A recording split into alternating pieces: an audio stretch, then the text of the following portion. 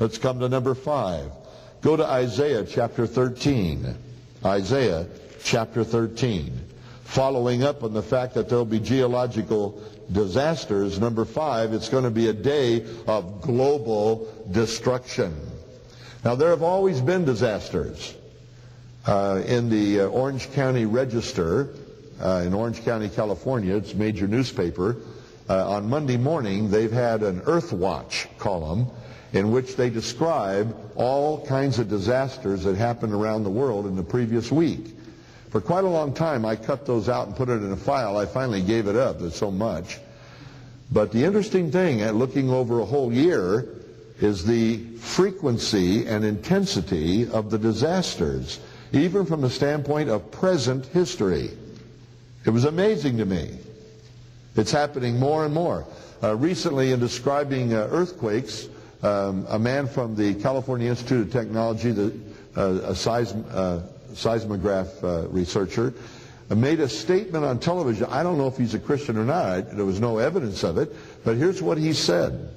He said, there are so many earthquakes happening that are not being recorded. He says, we don't really hear about them unless they're severe and cause damage. But he said it appears, and these were his words, that someone has picked up the planet, the globe, and is shaking it. He said that on the seismographs they are listing thousands every year. Thousands and thousands of earthquakes. It appears that it's happening in places that they didn't discern were faults. And Jesus said that one of the characteristics we're going to see is that there's going to be earthquakes in diverse places, meaning various places where you don't think. It's very interesting. And according to the Bible, it's not just going to be disaster, there's going to be global destruction like the world has never seen. And we've had terrible disasters, let's face it, with thousands and thousands of people being killed in them. But this is not yet the Holocaust of terror of the day of God's wrath that God describes in the Bible as the end of the last days, the day of the Lord. It's global destruction. In Isaiah 13, verses 1 to 13, there's quite a text there. It starts by talking about Babylon, but it goes further into what's going to happen in the future. In verse 6 it says, Howl ye, for the day of the Lord is at hand. It shall come as a destruction from the Almighty. We're trying to take the words that the Bible uses. Verse 9, Behold, the day of the Lord cometh cruel, both with wrath and fierce anger, to lay the land desolate, and he shall destroy the sinners thereof out of it. For the stars of heaven and the constellations thereof shall not give their light. The sun shall be darkened in its going forth. The moon shall not cause their light to shine. And I'll punish the world for their evil, and the wicked for their iniquity. And I'll cause the arrogancy of the proud to cease, and will lay low the haughtiness of the terrible. I'll make a man more precious than fine gold, even a man than the golden wedge of Ophir. Therefore, here it is, I will shake the heavens, and the earth shall remove out of her place in the wrath of the Lord of hosts, and in the day of his fierce anger. In Joel chapter 1, where we began our whole study of the last days, in Joel 1 and verse 15, I read this particular verse. It says in Joel 1:15, Alas, for the day of the Lord is at hand, and as a destruction from the Almighty shall it come. Make no mistake about it. The day of the Lord is a day of global destruction. Go to Zechariah, please, and look at chapter 14, the book right before the last book of the Old Testament. Malachi, the Italian prophet. Malachi, or Malachi as you might say it. Zechariah chapter 14. And listen to this, verse 1. Behold, the day of the Lord cometh, and thy spoil shall be divided in the midst of thee. For I will gather all nations against Jerusalem to battle. We're talking Armageddon here. The city shall be taken. Isn't that interesting? and the houses rifled, and the women ravished or raped, and half of the city shall go forth into captivity, and the residue, the remnant of the people, shall not be cut off from the city. Then shall the Lord go forth and fight against those nations as when he fought in the day of battle. Apparently, when it looks like Israel's going to be wiped off the face of the earth, for they will be blamed for all of the disasters. The persecution of Israel is going to intensify. What we've already seen is going to get worse. And the whole world is going to blame them. And God is going to bring all the nations against Jerusalem, against Israel. That's the battle we know as Armageddon. And there will be destruction like the world has never seen. Go to 2 Peter chapter 3 and let's read about the nature of that destruction that's going to come.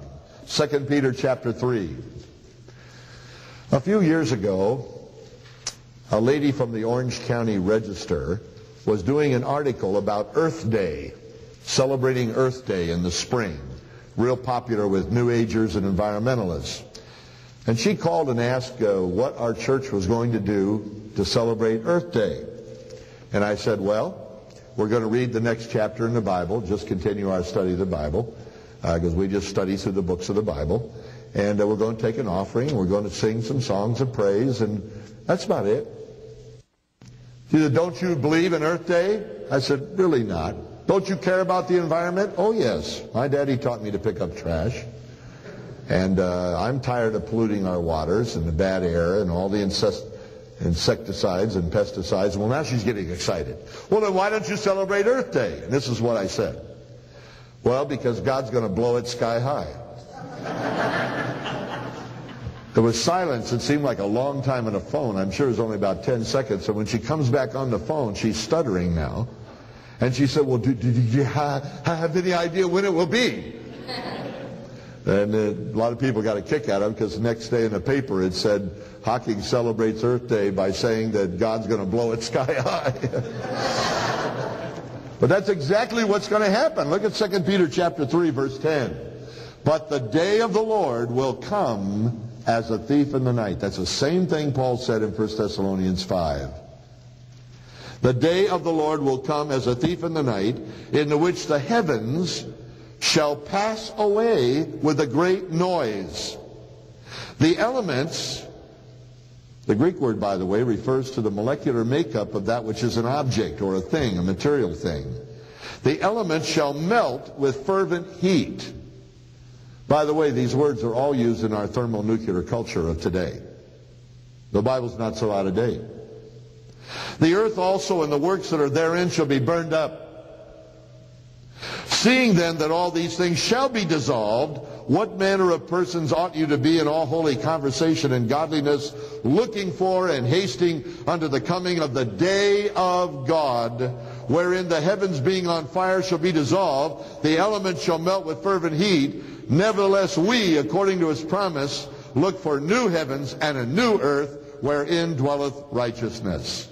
God's going to blow this thing sky high.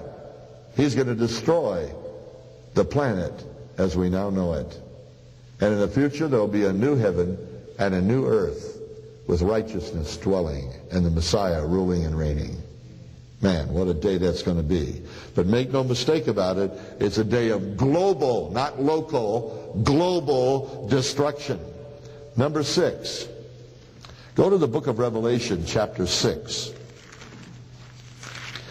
This end of days, so to speak, the end of the last days, is not only a day of general deception and gross darkness and great distress and geological disasters and global destruction, but it's a day of gruesome death. Yes, there'll be more death during this short period of time than the world has ever seen at any previous point in history.